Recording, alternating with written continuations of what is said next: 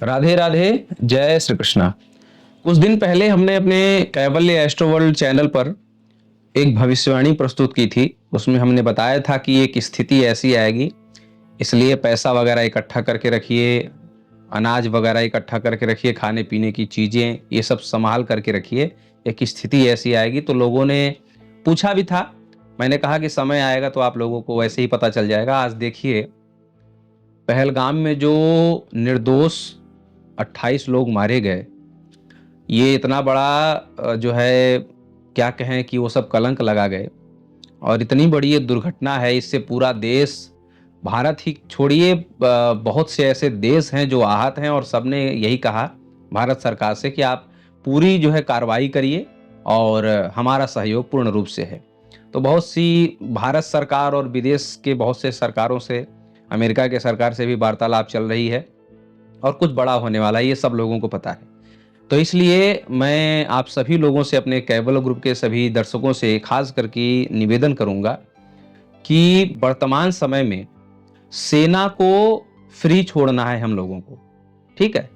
तो हम सभी सनातन हिंदू भाई बहन जितने भी हैं, सभी लोगों से मैं ये कहना चाहूंगा कि जितने भी तीर्थ स्थल हैं, घूमने वाले स्थल हैं, मैं जानता हूं कि गर्मी की छुट्टियां आने वाली हैं।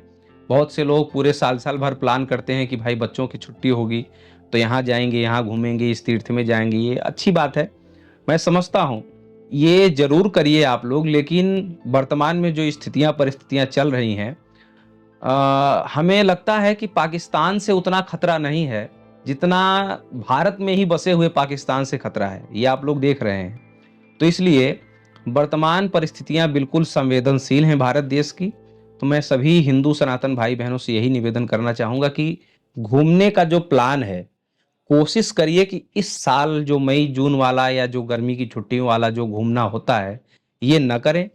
और जो तीर्थों मंदिरों में एकजुटता होती है, वो भी थोड़ी सी कम करें। क्योंकि इस समय जहाँ भी तीर्थ या मंदिर या किसी त्योहार विशेष पर किसी मंदिर वगैरह, तीर्थ वगैरह जाने का एक भाव रहता है, तो वहाँ पर सुरक्षा बलों की तैनाती बढ़ानी पड़ती है भारत सरकार को।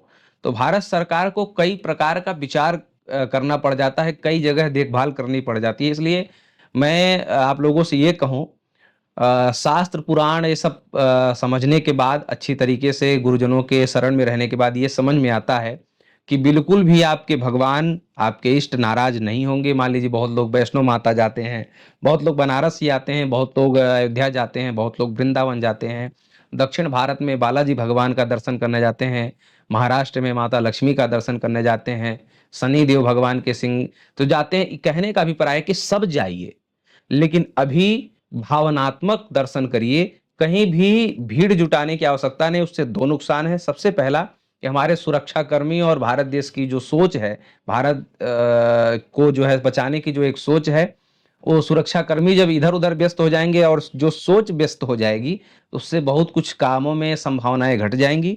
और दूसरा ये है कि एकजुटता को देख करके भारत में ही बसे जो दुश्मन है, पाकिस्तानी हैं, वो कहीं हिंदू सनातन धर्म के भाई बहनों को आहत न कर दें।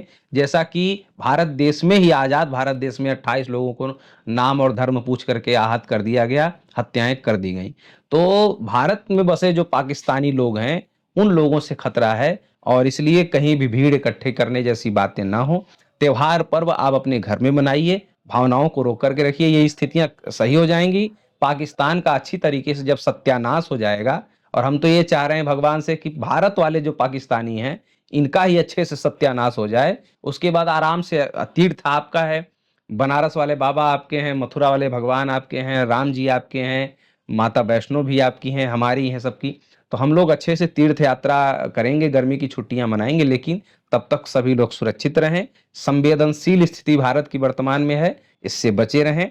सुरक्षित रहेंगे तो आगे चल कर के बहुत सी ऐसी यात्राएं, बहुत से ऐसे सत्कर्म हम लोगों को करने हैं। भारत के बहुत प्राचीन प्राचीन सभ्यताएं, विरासतों का दर्शन करना है।